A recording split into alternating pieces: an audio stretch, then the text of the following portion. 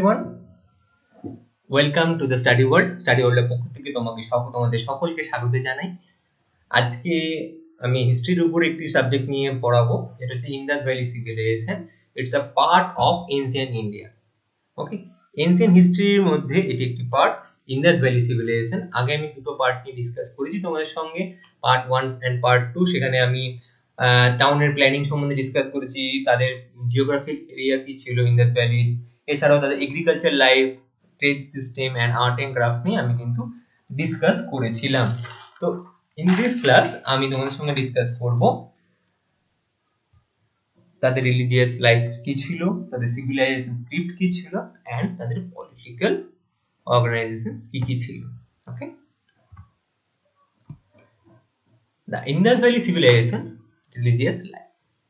Main object of worship was the mother goddess, but the upper classes preferred a god nude with two horns, much similar as Pasupati Shiva.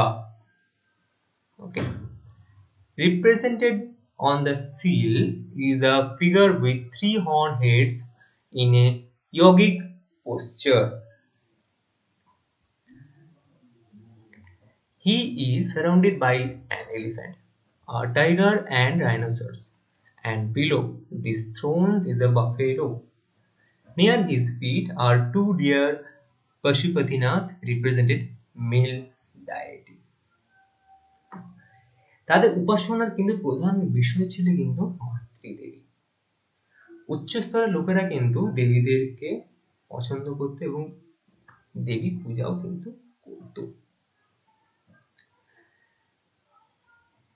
এবং অনেকটা পশুপতি শিবার মতো, যেটা বলা হয়েছে the upper class preferred a god nude with 2 horns, 2 শিংওয়ালা কোন পশুপাতিকে পুজো করত, যেটা শিবের মতো ছিল।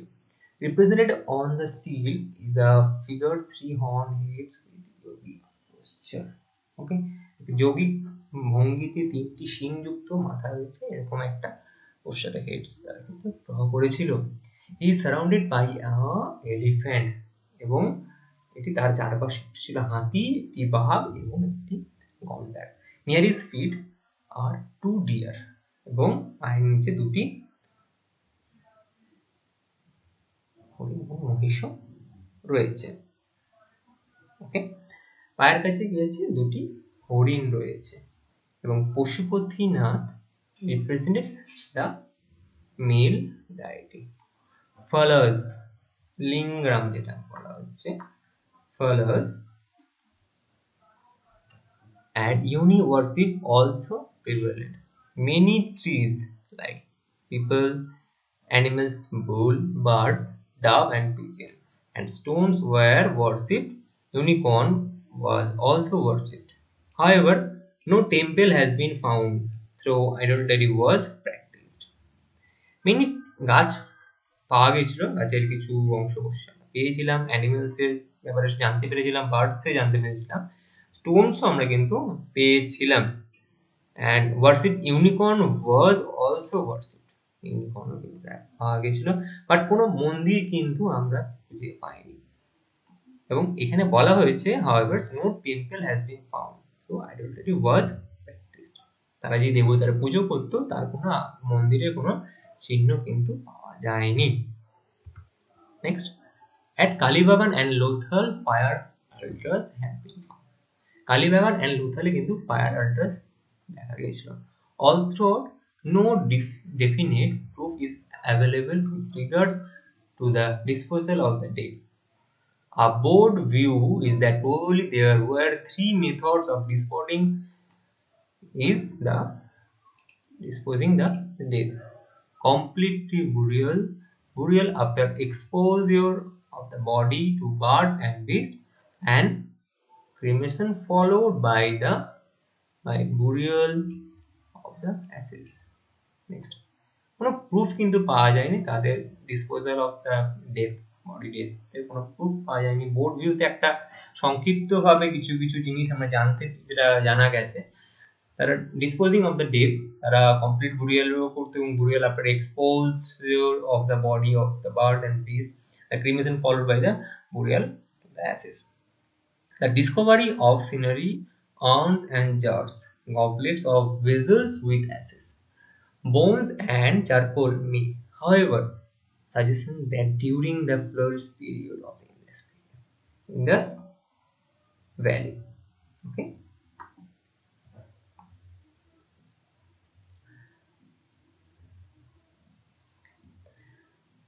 The discovery scenery, urns and jars. The discovered scenery, urns and jars, goblets of vessels with ashes, bones and charcoal may, however, suggestions that during the flourish period of the Indus Valley culture. The third method was generally practiced in Harappa. There is one place where evidence of coffin burial is there. The people probably believed in ghosts and evil spirits. Wow. তারা কিন্তু ভূতে কিন্তু ভয় পেত and evil spirits কে তারা কিন্তু বিলিভও করতো as amulets were worn. তারা they discovered scenery, urns and jars, goblets or vessels with ashes. Okay. Next, dead bodies were placed in north-south orientation. It's a main point. The dead bodies কোথায় placed করতো? North and south orientation. It's very very important, very very important question এই বছরের জন্য, একদম very very importantই বলা যেতে পারে। এবছর ইন্দাস ভ্যালি নিয়ে আসার চান্সেস কিন্তু সবথেকে বেশি ভেরিয়াস অফ এক্সামস। যদি আইএস এর প্রিপারেশন করো, ইউপিএসসি প্রিপারেশন করো, এসএসসি প্রিপারেশন করো, তো সেখানে ইন্দাস ভ্যালি থেকে কোশ্চেন আসার চান্সেস কিন্তু এবারে খুব বেশি। তো বারবার বলবো ইন্দাস ভ্যালি সিভিলাইজেশন তোমরা পড়ো এবং ভিডিওগুলি দেখো। আমি কিছু কিছু পয়েন্ট যেগুলো মার্ক করে দিয়েছি ইজ ভেরি ভেরি ইম্পর্টেন্ট পয়েন্টের উপরে আমি কিন্তু ডিসকাস করছি, যা তোমাদের কিন্তু চাকরির পরীক্ষাতে খুবই কাজে লাগবে। নেক্সট, ইন্দাস ভ্যালি সিভিলাইজেশনে কিছু স্ক্রিপ্ট নিয়ে একটু আলোচনা করব। Next, the script is not alphabetically but pictographic, about 600 undeciphered pictographs. দেখো বায়োগ্রাফি লেখা কোনো রকম কিন্তু এর হিস্ট্রি কিন্তু স্ক্রিপ্ট কিন্তু পাওয়া যায়নি অ্যালফাবেটিক্যালি, কিন্তু পিক্টোগ্রাফিকে স্ক্রিপ্ট কিন্তু পাওয়া গেছিল। The script has not been deciphered so far but overlaps of letters so that it was written from right to left. এই যে স্ক্রিপ্ট কিন্তু আমরা যেমন কি লেফট টু রাইট যেরকম লিখে থাকি, বাট এই যে স্ক্রিপ্ট কিন্তু লেখা হয়েছিল what is written from left to right.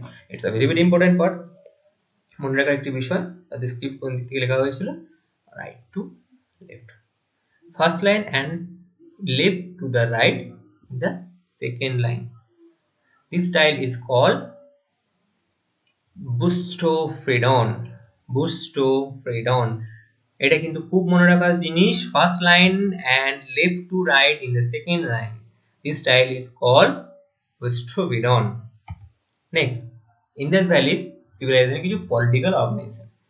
There is no clear idea about political organization. কোনো clear idea কিন্তু নেই of the Indus Valley peoples. তাদের পলিটিক্যাল কি ছিল সেটা নিয়ে কোনো ক্লিয়ার আইডিয়া কিন্তু আমরা পাইনি। Perhaps they were more concerned with commerce and they were possibly ruled by a class of merchants. তারা কিন্তু কমার্সের দিক থেকে খুবই কনসার্ন ছিল, কমার্সের বিজনেস যেটা বিজনেস দিকে বলতে গেলে, and class of merchants মানে বাণিজ্যিক যারা ছিল, মানে বাণিজ্যিক বলতে গেলে যারা মহাজন বলতে যাই, যারা বাণিজ্য করে, ব্যবসা বাণিজ্য করে, সে মার্চেন্টস কিন্তু তাদের উল্লেখ কিন্তু পাওয়া গেছে। Also there was an organization like a municipal corporation to look after the civic amenities of the people. একটা অর্গানাইজেশন নিশ্চয়ই ছিল, লাস্ট লাইকে মিউনিসিপাল কর্পোরেশন। কেন আমরা ফার্স্ট পার্টে পড়েছিলাম যে তারা ড্রেন করেছিল এবং তারা হেলথ এন্ড স্যানিটাইজেশনের দিকে খুব আর কি খেয়াল করতো। এছাড়াও তারা রোডস বানিয়েছিল, স্ট্রিট লাইটস তৈরি করেছিল রাত্রেবেলা ইন্ডিকেট করার জন্য, এবং পোল স্ট্রিট পোল যেগুলো বানিয়েছিল দিকের কোন দিকে কোন কি আছে সেটা নিয়ে ডিসকাস করার জন্য। এবং এটাও দেখেছি তারা citadel upper part and lower parts এ নিয়েও ডিসকাস করেছিল। সিটাডেলে পাবলিক কিছু বিল্ডিংস থেকে শুরু করে এগুলো থাকছিল, এবং লোয়ার পার্টসে কিন্তু তাদের মানে নর্মাল পাবলিক তারা লিভ করতো মানে থাকতো, এই নিয়েও কিন্তু আমরা আগের দুটি পার্টে কিন্তু আমি ডিসকাস করেছিলাম।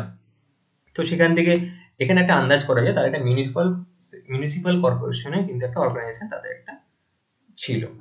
ওকে, সো আমাদের ইন্দাস ভ্যালি সিভিলাইজেশন নিয়ে আজকে এই পর্যন্তই, এবং it's a full complete part.